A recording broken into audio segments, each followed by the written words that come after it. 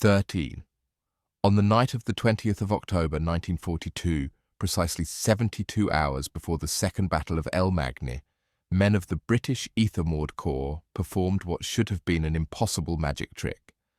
They moved 752 tanks, Crusaders, Valentine, Grants and Shermans across 40 mi of Egyptian desert, positioned them within artillery range of German lines, and by dawn made them completely disappear.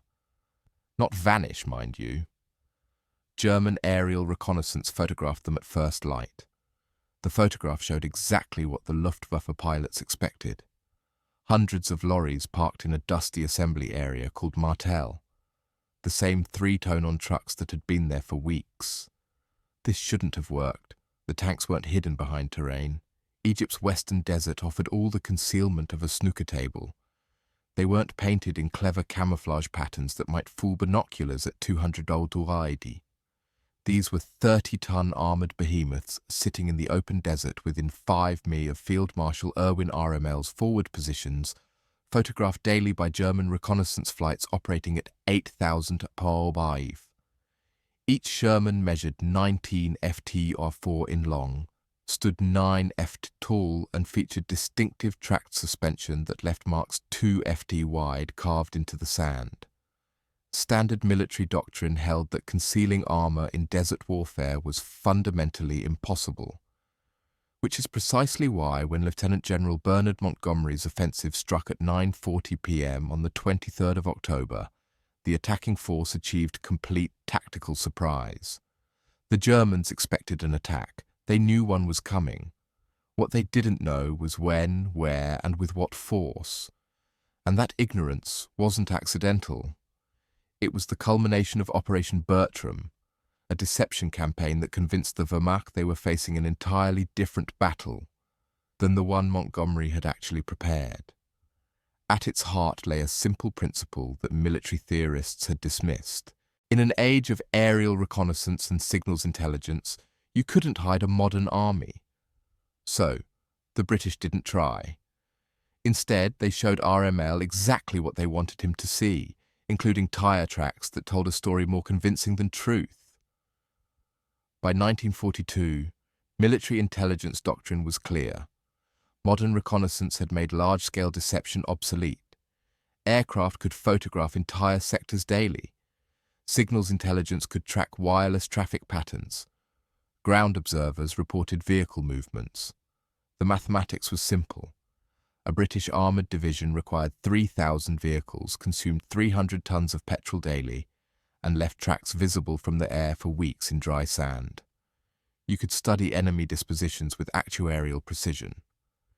German intelligence officers applied this doctrine rigorously. Throughout September and October 1942, Luftwaffe reconnaissance flights photographed British positions along the Alamein line daily. They charted every vehicle concentration, mapped every supply dump, tracked the construction of a water pipeline extending south at exactly 5 meters per day. Their analysis was methodical. Real tanks made specific track patterns. Real artillery required ammunition storage with distinct signatures. Real headquarters generated characteristic wireless traffic. The Axis intelligence summary for the 22nd of October, 12 hours before Montgomery's attack, placed British armour precisely where it wasn't, estimated Allied strength at one division more than existed, and predicted the offensive would come from the south when it was actually masked in the north. Every fact the Germans observed was correct. Every conclusion was catastrophically wrong. This represented the fundamental paradox of modern warfare. The more sophisticated reconnaissance became, the more commanders trusted it. Captured German General Wilhelm Ritter von Thoma told Montgomery after the battle that he had believed the British possessed at least one additional armoured division, roughly 340 tanks that existed only on paper. His colleague, General Georg Stumer, RL's temporary replacement, had assessed that the British offensive wouldn't begin for several weeks. Both officers had based their judgments on solid photographic evidence and intercepted communications. Standard military analysis said deception at this scale was impossible. The British proved otherwise by understanding what intelligence officers actually trusted, not absence of evidence, but the presence of exactly what they expected to see. Whilst German doctrine treated reconnaissance as an objective science, the British approached it as a conversation, one they could manipulate by controlling what evidence reconnaissance revealed.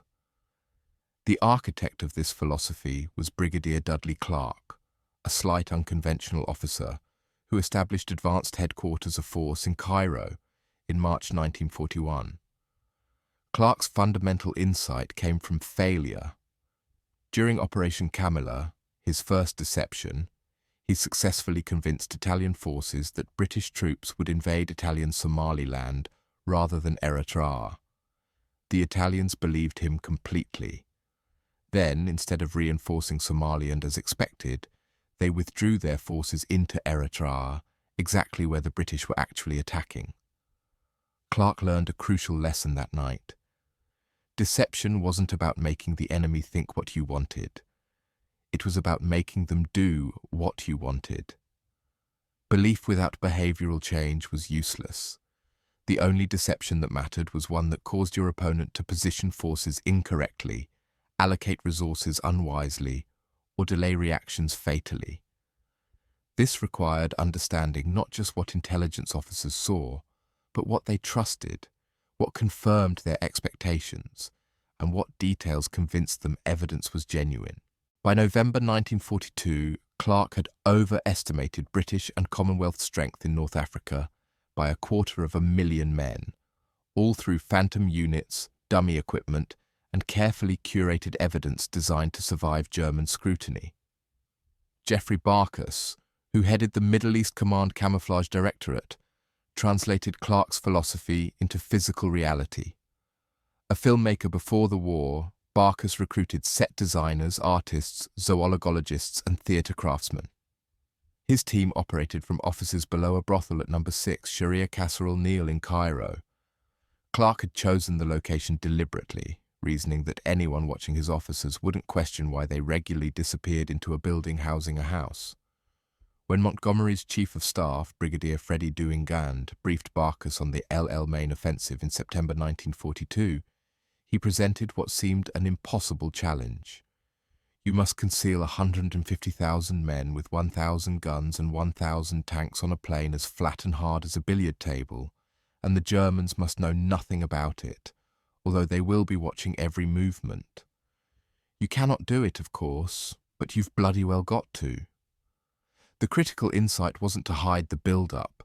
It was to show the Germans a build-up in the wrong place at the wrong time with the wrong composition. This required understanding exactly how German reconnaissance worked and what details convinced intelligence officers that observed equipment was genuine. The centerpiece of Operation Bertram was a device called the Sun Shield, originally sketched by General Wavell himself in a handwritten note. Is it a wild idea that a tank could be camouflaged to look like a lorry from air by light canvas screen over top? The concept was simple. The engineering was exquisite. Each sun shield consisted of 2 canvas halves stretched over a lightweight wooden and metal frame hinged to fit over a specific tank type. Separate designs for Crusaders, Valentines, Grants and Shermans. The canvas was painted to mimic British 3-ton lorries when viewed from altitude, complete with mock wheels, cargo beds and canvas covers. Each half section could be lifted by 2 men and fitted or removed in under 3 minutes. Different models existed for each tank variant, ensuring the silhouettes matched various truck types when photographed from 8,000 to watt at an empty. The brilliance lay in the details. British tanks and German tanks left different track signatures. British vehicles typically use narrower tracks with distinct tread patterns. The sun shields transformed the visual profile whilst the actual tracks remained. But Barkas's team addressed this. They equipped crews with rollers, cylinders of wood mounted on axles that could be dragged across sand to simulate lorry tyre tracks over tank treads. A team of men with rollers could obliterate distinctive tank tracks and replace them with the narrower, shallower impressions of lorries in under 30 minutes. German reconnaissance flying overhead at dawn would see vehicles that looked like trucks and tracks that confirmed lorries had passed. The physical evidence matched the visual deception perfectly. For the artillery, Barkas developed the cannibal technique. The distinctive Morris C8 quad tractors that towed 25-pounder field guns were unmistakable from the air. Their presence directly advertised artillery positions. The cannibals disguised them using camouflage netting draped over 4 poles tied to the vehicle sides and braced with guy ropes, creating the silhouette of a 4W-wheeled lorry. The 25-pounder guns themselves were covered with similar nets arranged to resemble covered 3-to-none trucks. A total of 360 cannibals were deployed at Alamein, hiding roughly 400 field guns in 2 concentration areas designated Cannibal Dest and Cannibal 2. According to Barkas, the artillery concentration seems to have been quite undetectable right up to the instant when its disguise was thrown off and the gunners opened fire. Dummy equipment worked the opposite direction. Constructing fake tanks that could fool reconnaissance required understanding what made real tanks convincing from altitude. Barkas's artifices built decoys from calico fabric stretched over palm fur and hurdle frames, materials widely available in Egypt. Each dummy weighed roughly 100 lelbi, could be assembled by 6 men in under 2 hours, and when positioned properly, cast shadows identical to genuine armor. The critical details were the tracks. Dummy tanks were moved by hand at night, but crews dragged weighted rollers behind them to create authentic-looking track marks in the sand. German pilots photographing these positions in daylight saw tanks surrounded by exactly the track patterns real armor would leave after maneuvering. Additional touches, petrol tins stacked nearby, camouflage netting arranged as though concealing equipment, even washing hung on lines near dummy encampments, completed the illusion of genuine military activity.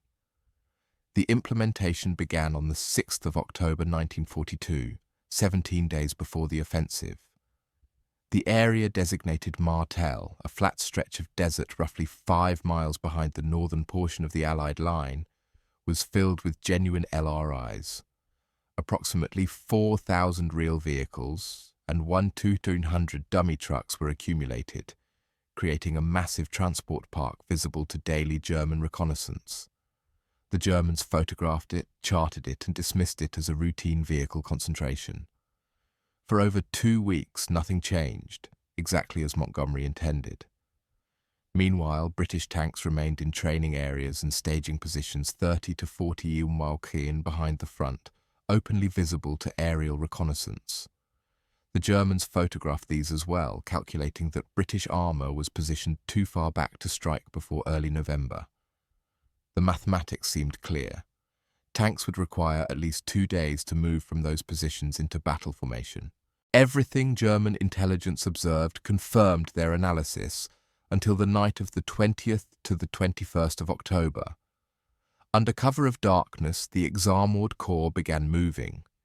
Each tank drove to Martel along predetermined routes, guided to specific positions where a lorry had been parked. Upon arrival, the tank halted precisely where the lorry had stood. Within 3 minutes, the crew fitted its sunshield, transforming the tank silhouette into that of a 3-tonne truck. The genuine lorry, meanwhile, had driven away to a different position. By dawn, German reconnaissance photographed Martel and saw exactly what they'd seen the previous day. Rows of lorries in a transport park. The number of vehicles hadn't changed. Their positions were slightly different, consistent with normal vehicle park activity, but no fundamental change had occurred. Back at the original staging area, crews working through the night performed the reverse deception.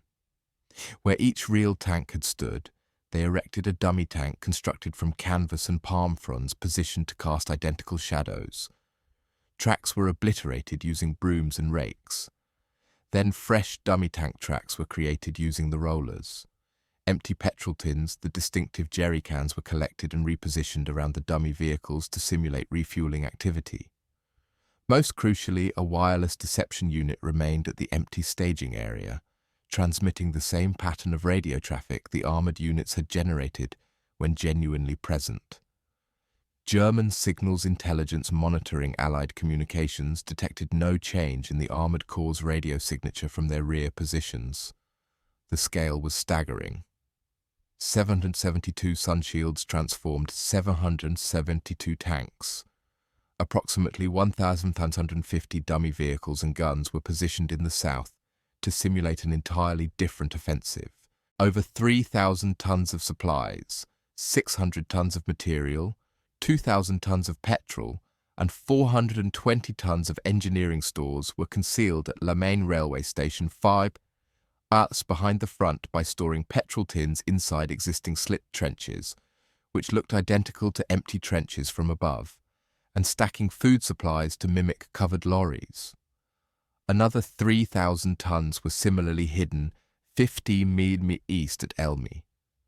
To complete the southern deception, Barkas's teams constructed a dummy water pipeline extending southward at exactly 5 kilometers per day, consistent with the rate real pipeline construction would advance.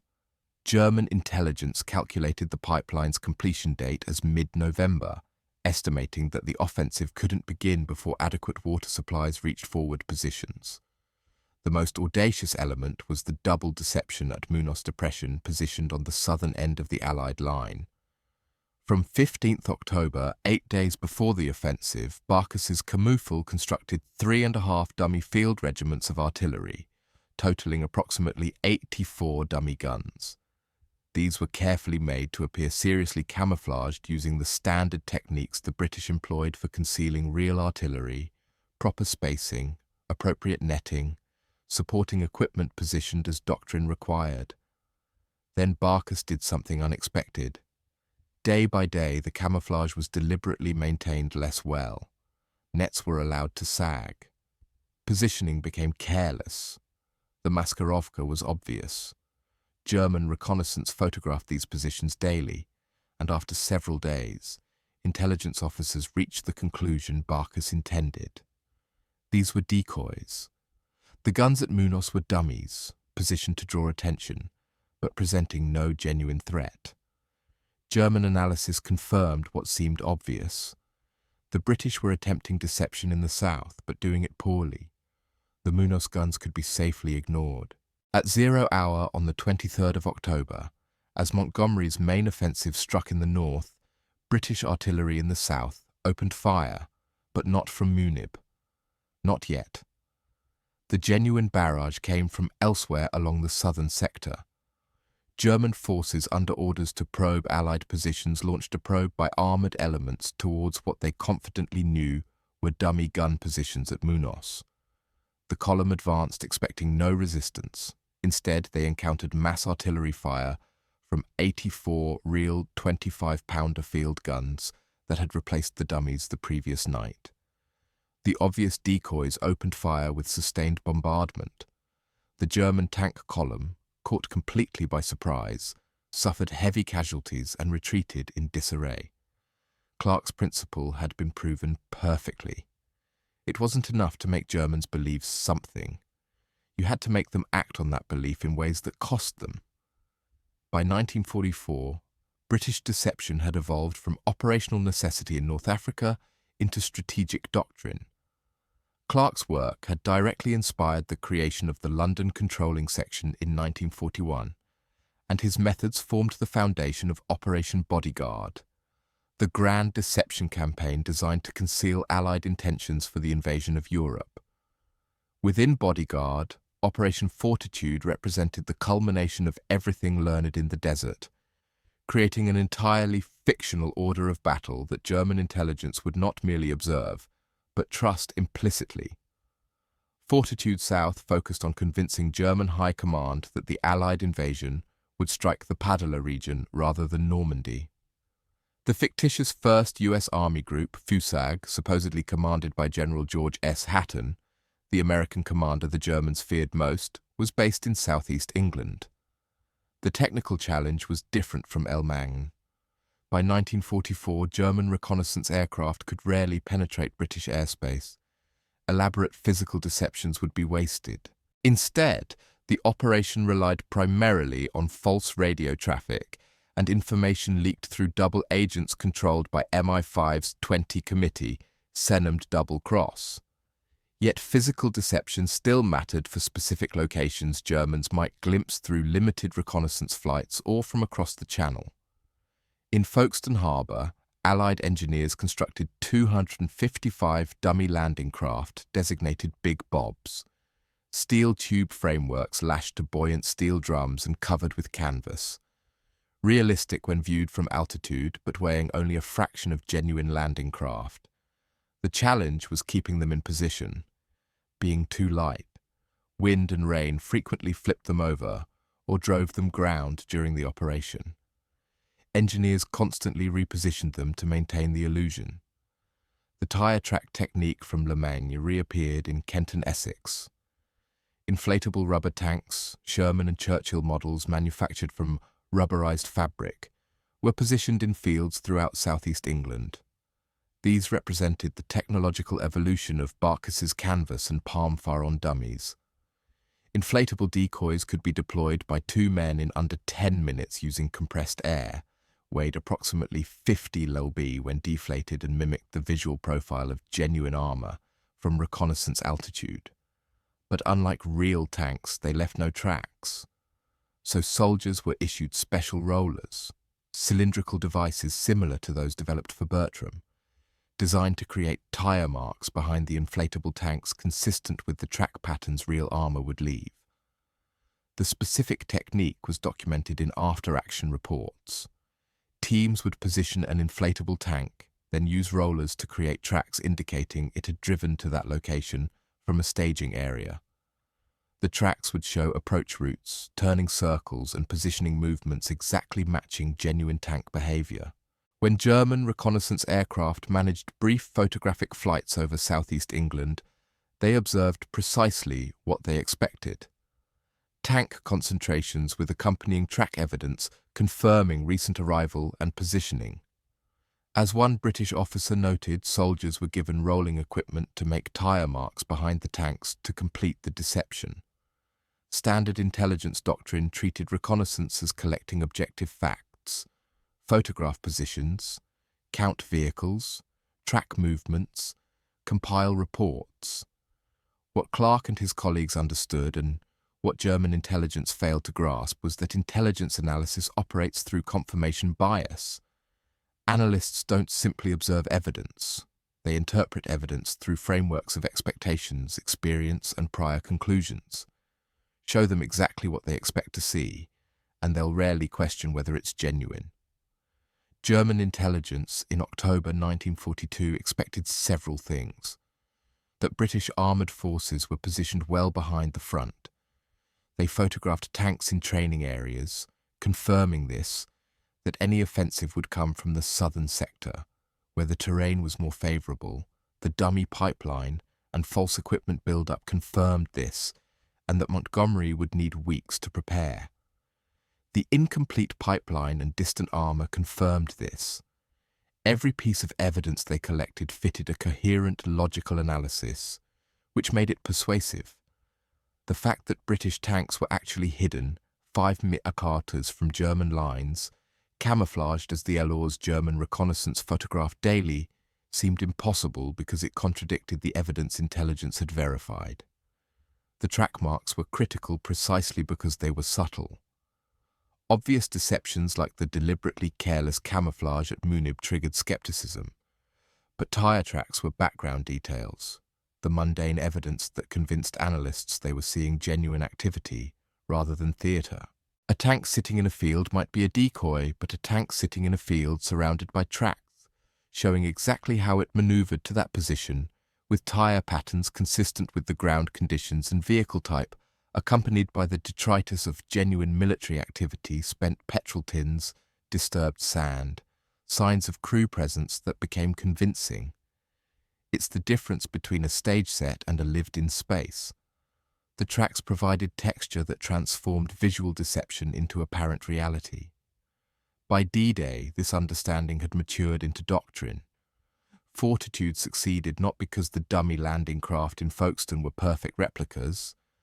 Many were obviously crude on close inspection, but because German intelligence observed them in a context that made them plausible. Patton's public command of FUSAG, radio traffic simulating divisional communications, double agents reporting troop movements, increased bombing of Padakal, and physical evidence including dummy equipment and tyre tracks, all created a mutually reinforcing narrative. Each element confirmed the others. German analysis concluded that over 70 divisions were positioned in the UK preparing to invade Kalala, roughly 20 divisions more than actually existed. Even on the 6th of June 1944, after Allied forces had already landed on Normandy beaches, German High Command kept the powerful 15th Army positioned at Kalala, waiting for what they remained convinced was the real invasion. Those phantom divisions, complete with their phantom tyre tracks, held 150,000 Wehrmacht soldiers out of the battle for Normandy for 8 weeks. Clark's fundamental insight transcended mere tactical trickery.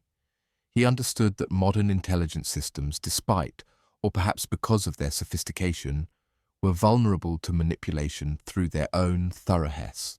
The more comprehensive reconnaissance became, the more analysts trusted patterns they could verify through multiple sources, photograph a position, intercept wireless traffic from that location, receive human intelligence confirming the presence, observe supporting evidence like tracks and supply indicators. When evidence from independent sources converged, analysts concluded it was genuine. Clark weaponized this convergence. What made British deception extraordinary wasn't technical sophistication. Canvas and palm fronds are hardly advanced technology. It was understanding that warfare between modern states occurs not just on battlefields, but in the decision M processes of staff officers interpreting reconnaissance reports. Win that battle. Make enemy commanders position forces based on evidence you've curated, and you've created force multiplication more valuable than additional divisions. One German panzer division held in Kalala by false intelligence was one panzer division not fighting in Normandy. The 15th Army's 150,000 men stayed on alert for an invasion that never came whilst Allied forces established their lodgement on beaches 150 mi away. The tyre tracks represented the ultimate refinement of this principle. They weren't the deception itself. They were the authenticating detail that made impossible deceptions believable. Human intelligence can be doubted. Wireless traffic can be fabricated. Even photographs can show decoys.